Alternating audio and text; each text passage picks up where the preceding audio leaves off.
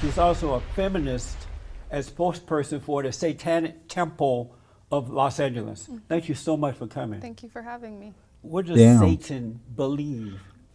He challenged God's authority, and he probably wasn't happy with the will that God was sending him to do these things like killing people.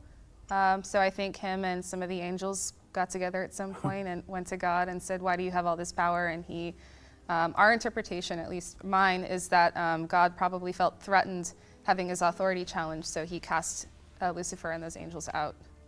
And that's kind of how we feel. We're outcasts. We feel like we've always been on the fringes of society and never really fit in somewhere, and that certainly stands in politics and ideology. Do you personally challenge God's authority? I don't believe in God, so I don't challenge his authority. Do you believe in good? So hold on. You just told the story of Satan being kicked out by God from heaven, but you don't believe in God. And she's a Satanist, and she pretty much said, well, I'm like Satan. I'm being cast out by society, so I challenge authorities, but you don't believe in God? So you just said your ideology is based on something you don't even believe in. What are you doing? And evil, good or evil? I think there's gray area in between. I don't think it's so black and white, but I mean, I believe there are good people and bad people. What's the gray area?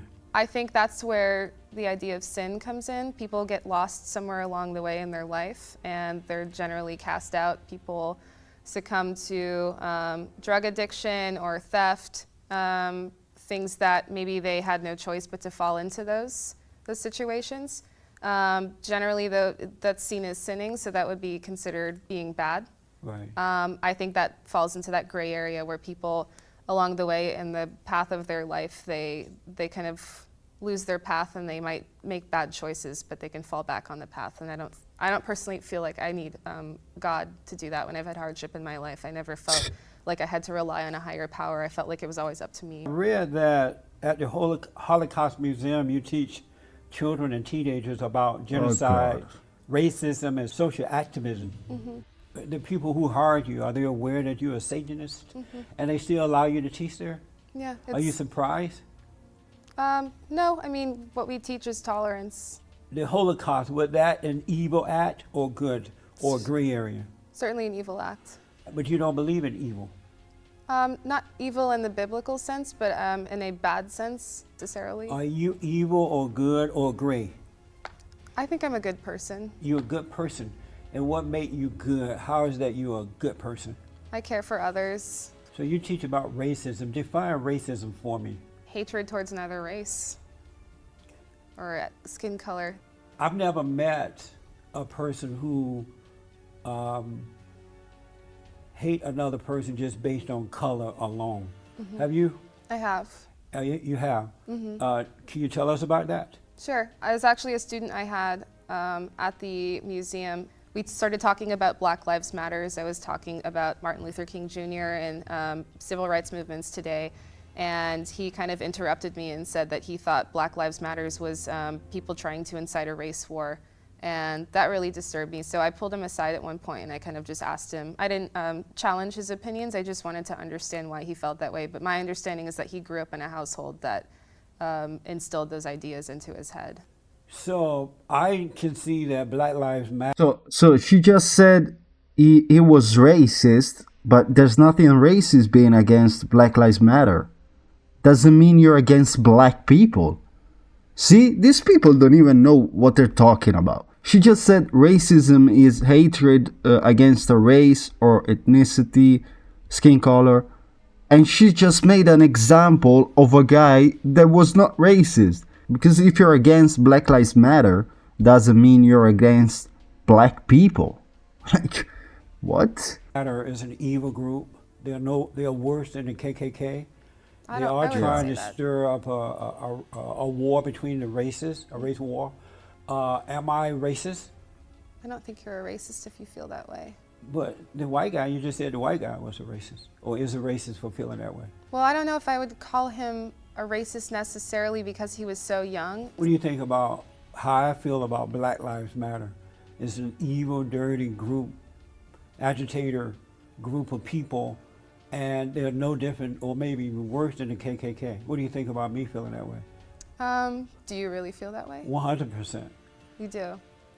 That they're worse than the KKK? Yes. I mean, I feel like I can't comment on that because I'm white. So I feel like that's generally between different ethnic groups and people of different skin colors. So I feel like I can't comment on your feelings and opinions towards an organization around your own ethnicity. How about if I said that about a white group? Would you comment then? Pathetic. If I said the KKK is evil group of white people, would you comment then? I would agree with you on a personal standpoint, and also because you are not white, there might be, that to me is racism. It's between different ethnic groups and skin colors. How you come up with this? Where you come from? Where do I come from? From LA. How are you coming up with this? Just my thoughts. What do you say to we a can person see. like me who realize that racism is an illusion and it's made up by people who are liars and they want to control a group of people? Like the black race hustlers want to control the white folks in order to gain power and wealth. So they keep black people angry, pretending that racism exists so they can use them to go after the whites so they can gain power and wealth. What would you say to me? That's an interesting opinion I've never heard before. You've never heard that? Mm-mm. Wow. I'm so sorry to hear that. Will you think about that? Yeah, absolutely. It makes sense? It does make sense. I see what you're saying. I read on your website that women, Satan, and feminism are closely connected to one another. For sure. Can you explain that to me? Mm-hmm. It's the same thing you look at throughout history. You look at things like Satan and you look at women. The two have been persecuted without real inquiry into why they're persecuted. It's just sort of an assumption. It's something we're told to do. Persecuted. Especially in any society that's heavily Judeo-Christian in values. Christianity has persecuted women, Satan, and feminism. I'd say so. So women are close to Satan. They can identify with Satan. No, I wouldn't say that. I think us in our situation, we don't identify with Satan, but the act that he did in the Bible is something that we're experiencing today, challenging theocracy, challenging authority where there shouldn't be. So how long have you been a feminist? Probably ever since I kind of could comprehend what a feminist was or what it meant to be a feminist. And what is it? A feminist? Just equal rights. I'm not burning my bra or I don't hate men, but I believe that there is a huge difference between equal rights. Women don't have access to a lot of the things that men do. We are treated very unfairly in society, culturally. Which one? And that's a lot of what our concern is that the church steps in there and has a huge role in that. You know, these people are just word salads of other people. They hear things and they just repeat it. It just makes no sense. Women have less rights than men. This is just not true. Like, what are you talking about? You have more rights than us. If you want to get an abortion, you can. And we can say anything about it. And then there is affirmative action, there's DEI. You have equal and more. I think once I could first kind of perceive what that was and those issues, and they started to scare me as a woman, as a US citizen, that particularly men, because of their ideological standpoint, want to control my body and my personal life, that's very frightening to me. And how do men want to control your body and your personal life? Well, in terms of Christianity, Catholicism, you see that the story of Eve, she was sort of the first person who bit from the apple from the tree of knowledge. She was the first one, I suppose, who interacted with Satan. In Orthodox Judaism, women can't pray or oftentimes eat in the same places that the men do. In Islam, women have to cover their bodies. And we have that here. In any major Judeo-Christian society, you go to a tribal society somewhere, you'll see the same thing when women are menstruating. They have to go live on the outskirts of the village. But I don't think you'll find that in America today. In America today, women... See, this is a perfect example of a low IQ woman that made it through life just because she's a woman. To say that we are against women because in the Bible there's a story of Eve biting the apple, and this is somehow against feminism and women? Like, what is wrong with you? Eve did it. So what? I should pretend, oh wait, Eve was a woman, so we should pretend it didn't happen. Like, what is wrong with you? Like the other example she gave of the guy that was racist and turns out was only against Black Lives Matter, but not against black people. Why are you stupid? Women can do whatever they want. Not exactly. Give me something that they can't do in America today. There's places where you can't get an abortion, or at least not without Yeah. scrutiny. Kill kids. But Yeah. that's because that location has decided not to perform an abortion. But because it's legal to have an abortion in America, you can have an abortion. And you can almost go into any clinic in a hospital and have an abortion. Oftentimes, women don't have access to that everywhere in our country, so they have to rely on really dangerous methods like, Yeah, we want an abortion clinic in every street because, killing kids, that is feminism. Doesn't matter, those kids are women too. But, these people don't have morals, logic, nothing. a staircase hoping the child is killed because it's, You don't believe that. what's that? You don't believe that. I know I've read of situations where women had to induce a termination of a pregnancy because they couldn't get access to an abortion. But that's ridiculous. They can go anywhere and have an abortion now. No. Well, I think this was in the late 90s. This is Oh, that's not today. I'm talking about today. Today. Women can have an abortion anywhere. And the government pays for it. We pay for How it. about the waiting period? There's clinics where they force a 72-hour wait period. Oh. That's a good thing, though.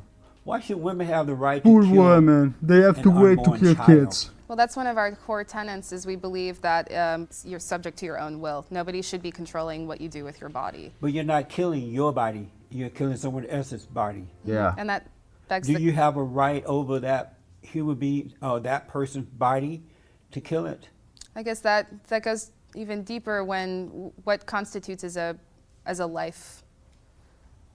When does someone become just a cluster of cells, and when do they become a human being? The moment of conception it's become a life.